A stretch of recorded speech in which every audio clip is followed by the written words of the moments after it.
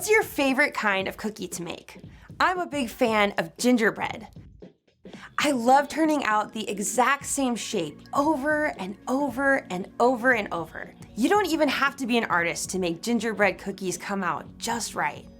But the best works of art don't come from a mold. They're unique, original, one of a kind. And the greatest work of all time is you. God made you to reflect a little bit of who He is to the world around you. But He made you to reflect Him in a way that's entirely different from your brother, your mom, your neighbor, or even that popular kid at school. God made only one you, and He made you on purpose. No one else in the entire world can fill that perfect spot He crafted, just for you. And when you discover who God made you to be, you can make a greater difference in this world than you could ever imagine. That's why individuality is an amazing way to worship God with your life. Because worship is about more than just singing loud. It's all about living loud.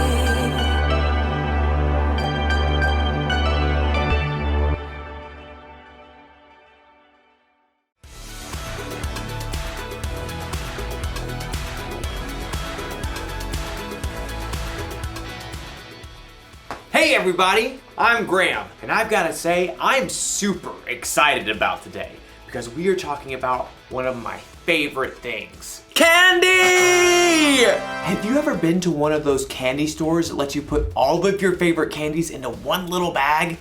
You can mix your jelly beans with gummy bears and top it all off with a handful of M&Ms. The M's stand for mmm. And it's all made only for you. You're one-of-a-kind candy bag. Everyone's different after all. Some of you may like hot candy. Ha ha ha ha ha ha ha ha! Or maybe sour's your way to go. I need some water, please. Or maybe you don't like candy at all. Now that's a good radish. We're all different, and that's not a bad thing. That's what individuality is all about. Individuality is discovering who you were meant to be so you can make a difference. We're all created to be individuals. That's why we all like different kinds of candy. Hey, what if we were created out of candy? Like, what if my head could be made out of jelly beans? And maybe some peppermints for eyes. Yeah.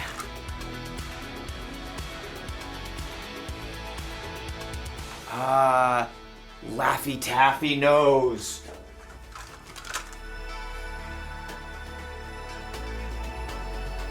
Twizzler mouth. Twizzler? Twizzler? And of course, some hair. Looks just like me. Okay, maybe we weren't created out of candy, but we were created. And in today's story, we'll learn about our amazing creator. Sounds fun, right? What? I was hungry. See you soon. The Bible.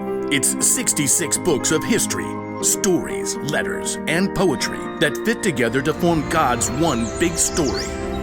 The epic adventure of how He created us and loves us so much that He made a way to rescue us. As we travel through the Bible, from Genesis to Revelation, we discover people who met God and found their lives changed forever. Now, for an amazing story, inspired by the book of Genesis, chapter 1, verses 26 through 28. In the beginning, God took nothing and made everything. From darkness, God called out light. God poured out waters and stretched the sky far overhead like an unpainted canvas. He shaped dry land and canyons and great mountain ranges, and then decked them out with trees and vines and plants of every kind. God spun the moon and sun and stars and planets out into space, and then He filled the oceans with fish and the sky with birds. God thought up an amazing variety of animals to crawl and hop and race over the earth. All of this was incredible, unbelievable, the most artistic show of power ever. God made complex atoms and cells smaller than the eye can see, all the way up to vast spaces stretching across the universe farther than we can imagine.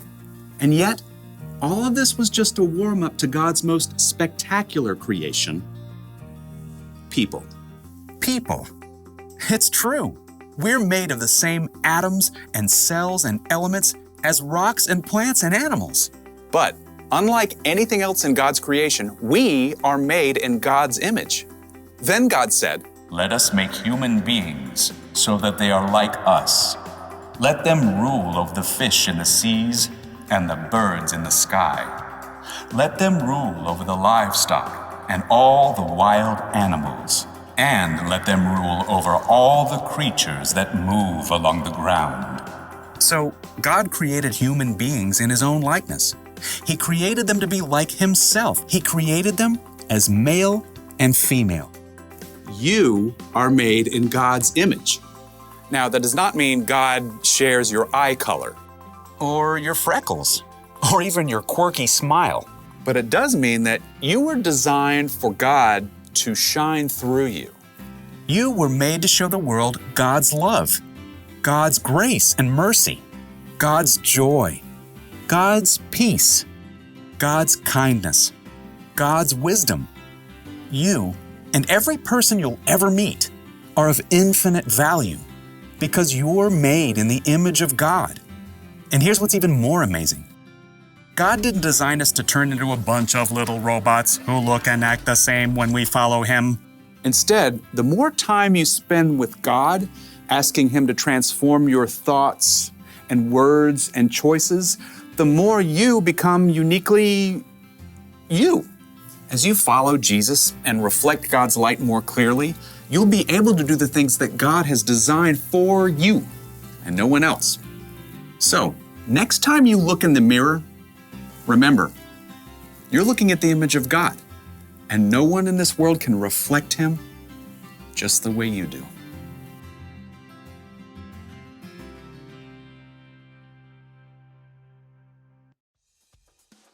When God created the world, He saved the best for last. People. He made us to be like Him. He made us in His image. Maybe that means God looks like us. Or maybe it means God made us with different qualities that could only come from Him. Maybe God made you creative, like He's creative. Or maybe you're really smart because a smart God made you that way. You could be patient, or kind, confident, or peaceful. And you could top it off with a handful of joyfulness. God is all of those things, and He's given them to each of us in all kinds of different combinations. So here's the one thing to remember today. You were made in God's image. Only you were made the way you are. You're one of a kind. There. I'm done with my new candy self-portrait. What do you think? Not bad. I look delicious. I'll see you next time.